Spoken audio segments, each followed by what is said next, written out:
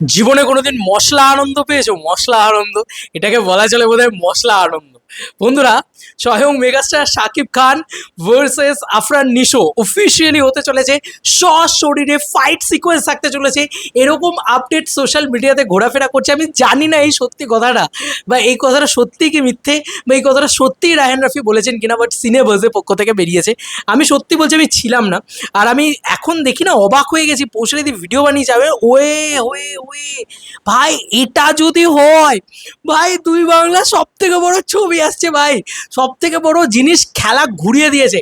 কারণ আমি বারবার এই কথাটা বারবার মেনশন করে যাচ্ছিলাম যে ওরা যেভাবে অ্যানাউন্সমেন্টটা রেখেছে, সেখানে সুড়ঙ্গ 2 সেটার থেকে বেশি ইম্পর্টেন্ট, সুড়ঙ্গ মাসুদের থেকে বেশি ইম্পর্টেন্ট হয়ে দাঁড়িয়েছে মিখাইল মিখাইল মিখাইল। সেক্ষেত্রে পরিষ্কার হয়ে দাঁড়াচ্ছে যে রাফি যদি এটা চায় তাহলে তারা সেটা করতে পারে। তার অনেকগুলো পসিবিলিটিস নিয়ে আমরা কথা বলেছিলাম, যে হয় তারা শ্যুট করে রেখেছে, না হয় তারা কোনোভাবে জুড়বে, ঠিক আছে, বরবাদে যেভাবে জোড়া হয়েছিল। আদারওয়াইজ মেগাস্টার শাকিব খান সশরীরে ক্যামিও দেবেন, হাতাহাতি ফাইট হবে, এমন একটা জিনিসপত্র কিন্তু হতে পারে। বন্ধুরা, আমরা আগে সিনেবাজের খবরটা পড়বো, দেখাবো তোমাদেরকে। মাই গড, মানে আমি মস্তি পেয়ে গেছি ভাই। মস্তি কাকে বলে? একে বলে হয়তো সিরিয়াসলি হাই লেভেলের মস্তি, ঠিক আছে। ওয়েট ফর ইট, আমি এটা দেখাই। সিনেবাস এরকম একটা খবর করে দেবে, জাস্ট আনবিলিভেবল আনবিলিভেবল। এটা জাস্ট 6 ঘন্টা আগে সিনেবাস পোস্ট করে। ওহো ভাই সাহাব, এইটা হচ্ছে পোস্ট, ঠিক আছে, যেখানে বলা হচ্ছে মিখাইল এক্স মাসুদ তাহলে কি সুড়ঙ্গ 2-তে ক্যামিও দিতে দেখা যাবে মেগাস্টার শাকিব খানকে, নাকি একই ইউনিভার্সের দুই চরিত্র সুড়ঙ্গ মাসুদ ও মিখাইলকে নিয়ে সিনেমাটি হয়ে উঠবে একটি মাল্টি স্টারার ফিল্ম।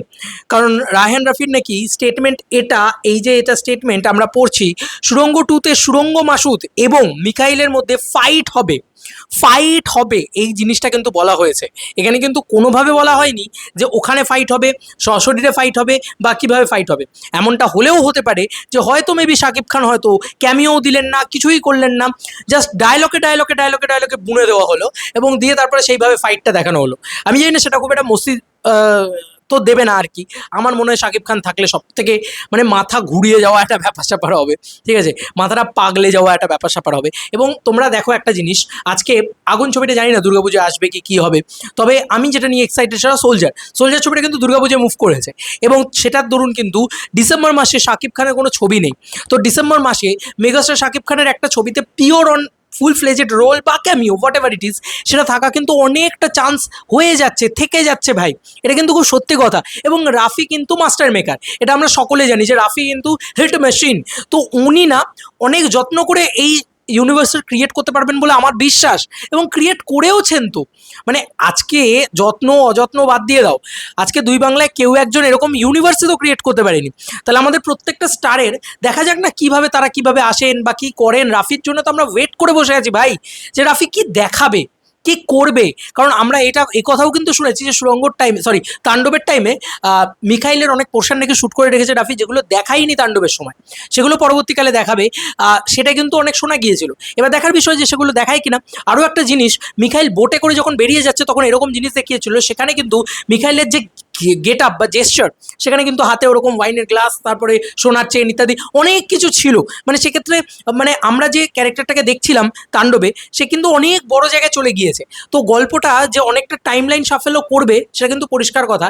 এবং সকালবেলাও বিএমআর বা এরকম কোনো একটা পেজের থেকে, আমার এক্সাক্ট মনে পড়ছে না, সেখানে কিন্তু রাফির এই স্টেটমেন্টটা উঠে এসেছে যে রাফি বলছেন যে এই ছবিটা কিন্তু একটা সিনেম্যাটিক যাত্রা। আমি যেটা বলেওছিলাম যে এটা নিয়ে একটা ভিডিও তৈরি করেছি, যে এটা একটা সিনেম্যাটিক যাত্রা, এটা কিন্তু জাস্ট আ সিকুয়েল নয়, বা এটা একটা সিনেম্যাটিক ইউনিভার্স। এই কথাটা রাফি কিন্তু বারবার মেনশন করছেন। দেখো, যদি এত কথা বলার পরে এক্সপেকটেশন ফুলফিল না করতে পারে রাফি, তাহলে চরম গালাগালি খাবে, এটা নিয়ে কোনো সন্দেহ নেই। কিন্তু আমার বিশ্বাস যে রাফি হয়তো এক্সপেকটেশন ফুলফিল করতে পারবে, কারণ রাফি কিন্তু খুব ভালো একজন মেকার, খুব ভালো একজন ক্রিয়েটার, খুব ভালো একজন ডিরেক্টর। আমি এটা বিশ্বাস করি। তোমরা কারা কারা বিশ্বাস করো, তোমাদের কি কি মনে হচ্ছে ডেফিনেটলি জানিও কমেন্ট সেকশনে। কি এক্স্যাক্টলি হতে যাচ্ছে জানি না, তবে সশরীরে ফাইট যদি হয় ভাই, বাংলাদেশ কেন কলকাতা কাঁপবে ভাই, কলকাতা কাঁপবে, আমি এইটুকু বলে দিলাম। যে পরিমাণে সমালোচনা আমাদের ইন্ডাস্ট্রি নিয়ে হবে, তাতে বাংলাদেশ আলাদা লেভেলের আরও কিঞ্চিত মাইলেজ পাবে, কিঞ্চিত কি আরও অনেক বড় লেভেলে মাইলেজ পাবে। যে ভাই দুটো স্টারকে এক করে দিয়েছে, আমাদের এখানে অঙ্কুশ ইয়াশ একসাথে আসতে পারে না।